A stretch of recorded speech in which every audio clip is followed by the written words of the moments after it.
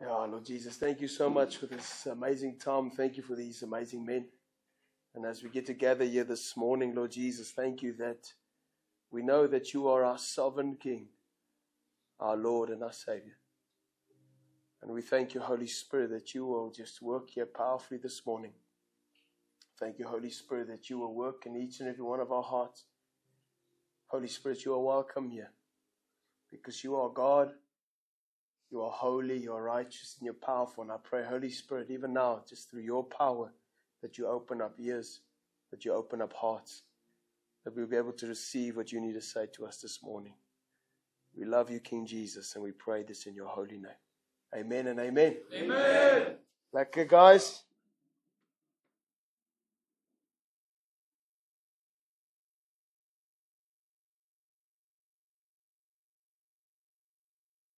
It's good to be with you guys this morning again. Good to see you guys. Good to see some new faces. And if you are new here, my name is Thomas. And I get the privilege to share here often. It's one of my favorite things to do. I enjoy talking to you guys. And I believe that God is working in your life. And I've got a message prepared for us this morning. It's not long. Not going to take much time, but I do believe that if we again pay attention to it, if we act upon it, and if we truly trust in Jesus, then it can change our lives. And the title of the message is Contend. Contend. The word contend means, it's a verb that means to compete for something. It means to compete for something. So if I'm contending for something, I'm competing for something, right? I'm contending to achieve a certain goal. I'm moving towards a certain direction. I'm fighting for a specific cause. All of you that are here sitting this morning are contending for your freedom, contending for your life, contending for your mind, contending for your heart, contending for your health, both physical, both spiritual, both mentally. You're contending. And the level of your, I don't know if this is even a word, your contentness is measured by how much you want to put in. Whether you want to be free, whether how much you want to draw closer to Christ, whether you want to be free, whether you want to live for Him. And the amazing thing about God is that He is all powerful, all knowing, all sufficient, nothing that He cannot do, is that He can, by His divine power, just change our minds, change our hearts in an instant. And you, by an instant, can be a full, devoted follower of Christ. No problems, no temptations. This is the power that God has. But God is not interested in slaves. He wants sons and daughters of the Most High. He wants people that choose to follow Him, that choose to obey Him, that choose to read the Word, that chooses to say no to their flesh. Because we contend for the faith. And so there's three passages we're going to look at this morning.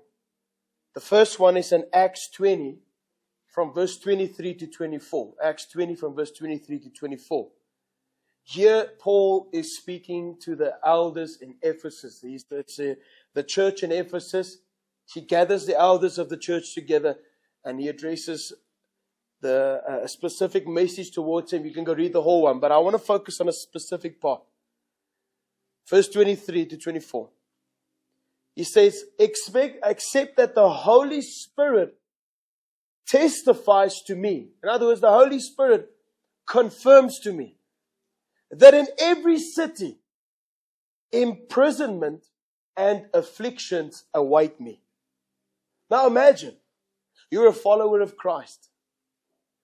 And the Holy Spirit tells you, confirms to you, guarantees you, imprisonment and afflictions await you for preaching the gospel. Because this is what Paul's doing. And Paul is a preacher of the gospel. He testifies, he goes everywhere to testify about Jesus. And yet the Holy Spirit doesn't tell him, listen, I don't want you to go there because there's imprisonment and afflictions. No, he says, where you are going, there is imprisonment. And I want to ask you, are you faithful to God's plan for your life? Will you remain faithful, even knowing that trials and troubles wait for you? Because that is kind of inevitable in our life, is it not?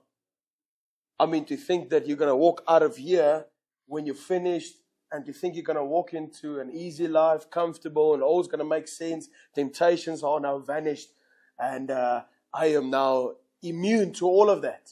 No. But I contend for the faith because I know the word guarantees that life has trials and tribulations. Temptations are there, but through Christ, but through the power of the Holy Spirit, whatever comes our way, we can face it.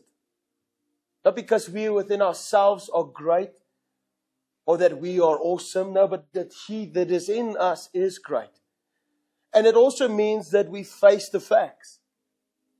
That we are real, just like He had to face the reality that imprisonment and afflictions await Him. To be beaten for His faith in Christ is inevitable, that it's going to happen. But this is something that He will have to go through. And I want to ask you that if God has spoken into your life as to what you need to do, will you be faithful to His plan? Or do you think that God is a part of your plan? That God must fall in line with your mission? That God must fall in line with what you want? No, my friend. When I become a follower of Christ, it's in the Word. I follow Christ. I'm a disciple of Christ. This is why Jesus often in Scripture was speaking to large crowds, and He was addressing the crowds in ways that would offend their hearts. Like, for example, Luke chapter 14 from verse 25. You can go read it. Where He speaks to a large crowd, and He says to them that whoever does not hate, uses the word hate, mother, brother, father, sister, wife, husband, kids, etc., etc. And yes, even his own life cannot be my disciple. And then verse 33 says, Jesus said, whoever does not renounce, the word renounce means to say goodbye. Whoever does not renounce all that he has cannot be my disciple. He's speaking to a large crowd. He pierces through the hearts. He offends many, as might you even be offended now by hearing those words. And I think the best part for me is that Jesus doesn't explain what He means by the word hate. He leaves it to settle in their hearts, to make them understand that this gospel is an all-in gospel. That this gospel does not call you to be in the shallow waters with my plan and God must just adjust to me. No, that He calls us to be all in for Him, a life laid down for the King. That's Luke chapter 14. That word hate does not mean to emotionally hate someone. He's referring in the Greek word that means that love less. That everyone that is important to you, that's why it makes a list. Mother, brother, father, sister, wife, kids. Everyone that's important to you, He makes a list. He says, in comparison to them that is important to you, your love for me has outweighed that by far, almost as if you hate them. That's how much you love me. Guys, that's an extreme call. I don't know about you, but that is an extreme call. Like, you cannot read that and not be challenged by the gospel. You cannot read that and think that, well, Jesus is just okay with me going to church on a Sunday. We cannot be okay with it. We cannot read that and think, well, that's it for me. Then I'm just saved so that I can get to heaven. I'm saved so that I live for Christ. Amen? And Paul confirms this. By verse 24, he goes on and he says, but I do not account my life. Whose life?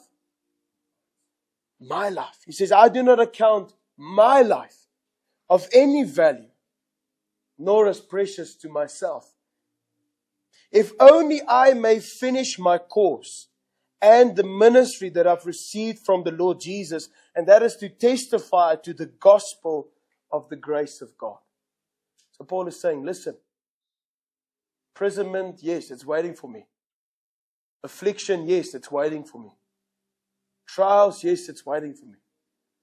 He says, I don't account my life of any value, nor as precious to myself. Isn't that so anti the world today? Self-care, all about me, all about myself, all about what I deserve, all driven beyond the victim mentality of everybody owes me something, everybody else needs to change except me, me and me and me. And Paul here says, but listen, I don't actually account my life of any value. I do understand that my life is created in the image of God, saved by grace through faith in Christ for this purpose, that I am a son. He loves me for who I am, not because of what I do, but then to take that gospel message to others and to witness to others about who Jesus is and that He has resurrected from the dead, that the grave is empty, which I have said before and I'll say it again and again and again, that the biggest flex of Christianity is that the grave is empty. All other false gods and false religions are dead and they stay dead. But Christ Jesus is alive forevermore because He is who He says He is, the Son of God. And because He is who He says He is, it calls you and I to have a life of this, that if only I may finish the mission that Christ has given me, know Him and make Him known. The second part of this preach is, what do I believe empowered Paul to keep contending for the faith? What is this thing that drove him to have a mindset like that? To have a mindset to say like, well, if you're going to throw me into prison, you go for it. I'm ready to die for my faith. And you find this in Romans 8 verse 18. Romans 8 verse 18, short part, it says this.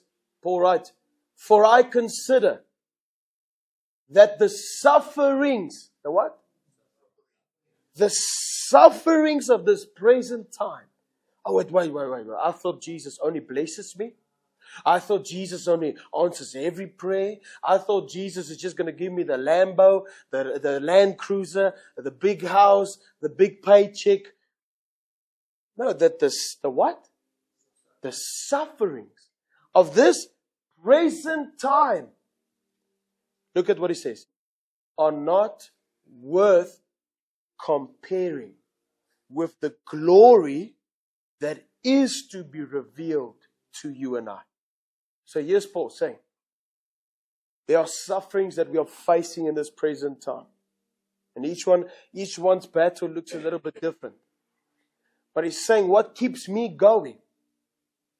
What keeps me contending for the faith, contending for people to be saved, is the fact that nothing can compare with what waits for us. There is a glory that waits for those who live faithfully for Jesus. And no trouble, no trial, no temptation, no test, no problem can compare with what Jesus has for us if, capital letters, we remain faithful to the gospel.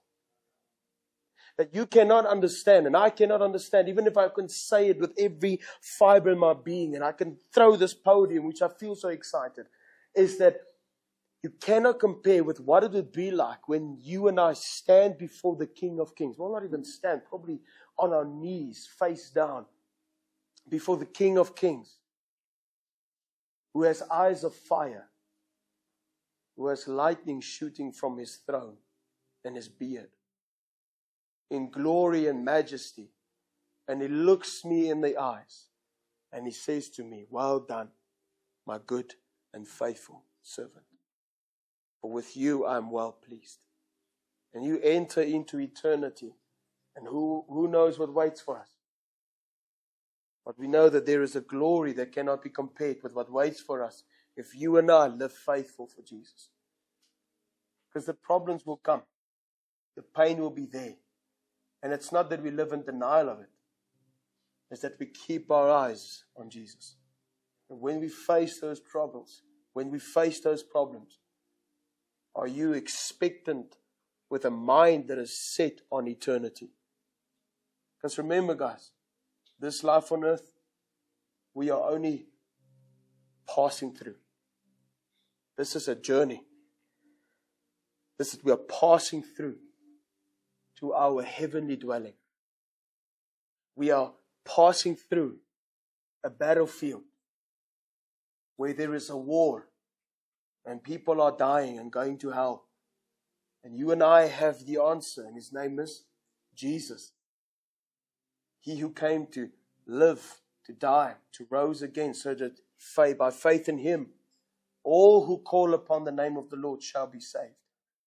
But how will they know? Romans 10. How will they know if nobody speaks? How will they know if nobody goes? How? It's through you and I counting the cost of what it means to be a follower of Christ. With eternity in mind, we face any trouble and any trial. And then the last passage of Scripture, and this is the practical part. How do I contend? How do I contend? And it comes from Jude, chapter 1, verse 17 to 23. Jude is here at the end of the New Testament, small yet powerful one chapter book. Very powerful, and I encourage you to read it. And the title of it in the Scriptures, you'll find it as to a call to persevere for the faith. Jude, chapter 1. From verse 17 to 23. I'll read it to you. It says, but you must remember, beloved, the predictions of the apostles of our Lord Jesus Christ. They said to you that in the last time there will be false teachers following their own ungodly passions. In my translation it says scoffers, which is false believers, false witnesses, false teachers. They will follow their own ungodly passions. It is these who cause divisions. Worldly people, devoid of this Spirit. But you, beloved, building yourself up in your most holy faith and praying in the Holy Spirit. Keep yourself in the love of God, waiting for the mercy of our Lord Jesus Christ that leads to eternal life. And have mercy on those who doubt. Save others, listen to this, save others by snatching them out of the fire. Some people need to be saved by literally snatching them out of the fire. Do others show mercy with fear, hating even the garment that is stained by the flesh? So, how do we contend for the faith? Remember who Jesus is, what He has done, and what He will do. He calls them and He says, you must remember. And I want to tell you and I, we must remember who Jesus is. Son of God, immortal, invisible, all-knowing, all-powerful, fully God, fully man, came to this earth, died on the cross for our sins, rose again, and He is coming back again. There is a second coming of Christ. The first, He came to seek and save the lost. The second, He comes to divide between those who are not His and those who are His. He comes to divide between the sheep and the goats. He comes for His bride. Then there is no more time for repentance. Then there is only weeping and gnashing of teeth that you find in Scripture. Remember who He is, what He has done, and what He will do. Secondly, build up your faith by being Spirit-led and Spirit-empowered. You are responsible for fueling the fire of your faith. We've all been around fire, making a lack of fire outside. Does a fire start by its own? Does the fire stay alive by its own? No. You feel the fire. There's a fire in each and every one of us that needs to be fueled. You choose what fuels it. You choose what lets that fire grow or becomes dim. What do you get when you take one big fire and you add it to another big fire? What do you get? A bigger fire. Thank you. A bigger fire. Who do you surround yourself with? Do they kill the fire or do they make the fire bigger? Do the people that you have around you give you more faith or less faith? Do they draw you closer to Christ or further away?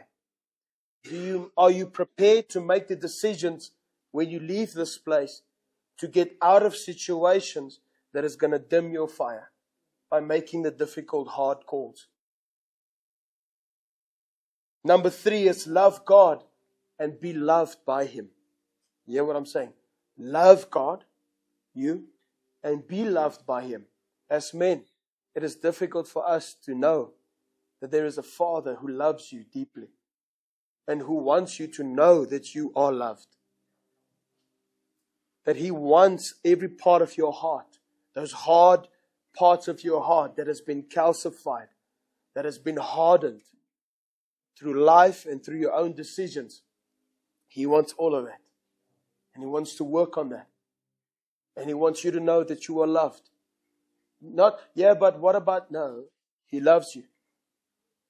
And circumstances and we playing sometimes the victim card has allowed us not to experience God's love.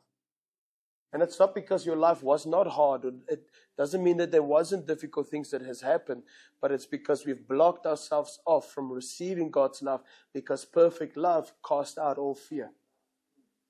And that fear is not just tormenting fear, it's the fear of abandonment, the fear of am I good enough, the fear of can I be restored, the fear of am I enough, the fear of can I truly follow Christ, the fear of will I stay strong.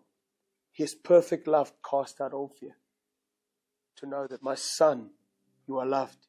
My son, you are called. My son, you are mine. Love God and be loved by Him. Do you know how much He loves you? Number 4, live for the eternal reward, not for earthly achievements. That's what Paul had in mind. I count my life of no value, nor as precious to myself.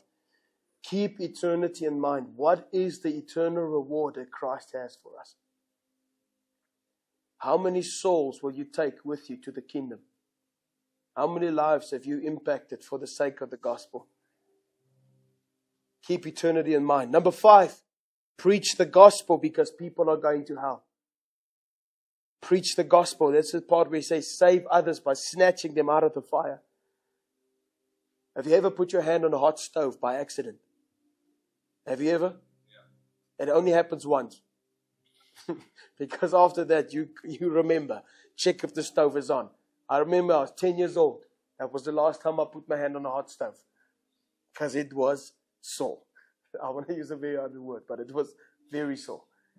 And I want to tell you, some people, and you and I need to realize that when God saves us, He saves us. And He doesn't want us to go back to the things that burn us. He doesn't want you and I to go back to the things that hurt us.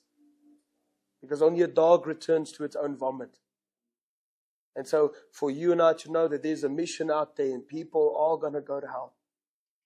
Unless you and I preach the gospel and they give their lives to Jesus and they surrender and they are forever changed. Number 6, last one. Do not entertain. Do not play with the flesh or the desires of the flesh. Your flesh is not your friend. You cannot have the power within yourself to control your flesh. Only being Spirit-led do we have power over our flesh. Because within ourselves we've lied. I can handle this. I can watch this. I know that I'm not going to lose control. It will only be one beer. It will only be one smoke. It will only be one look. And we all know where that leads to. Each and every one of us. And so I want to encourage you, please do not think that your flesh is your friend. But be Spirit-led, Be Spirit empowered. Keep contending for the faith. Keep contending for the call that God has over your life. Because He loves you and He wants you to know that you're loved. And He wants you to understand, just like Paul, that there is a call on your life. And it's not about you and me. It's not about our comfort. It's not about our blessings. Does God bless us? Yes. Does He answer our prayers? Yes. But is that what He has to do? No. Because He's our Father and He loves us that He does it. But it's for you and I to know, I am a son. I have a mission. And that mission is to love my King and to be a part of His kingdom. It's not my kingdom. It's His kingdom. Let's pray. Yeah, Lord Jesus, thank you for each and every one of us that are sitting here this morning. Thank you that we get to be a part of your kingdom, for you are our King. May we be faithful to our King. And I pray, Lord, in each and every one, in my own heart, that Luke chapter 14 will be written on the tablets of our hearts. That we are saying, Jesus, I am all in. I will renounce everything of who I am so that I can follow you. I will do what is necessary to contend for the faith. And Holy Spirit, you are our helper. You are our teacher. And I pray that each and every one of us sitting here do not have the strength within ourselves to do this. So I beg of you, Holy Spirit, help us. Lead us, empower us, and help us to contend for this great faith. We love you, King Jesus. Thank you that you love us. Amen and amen. Thank you, guys. Appreciate it.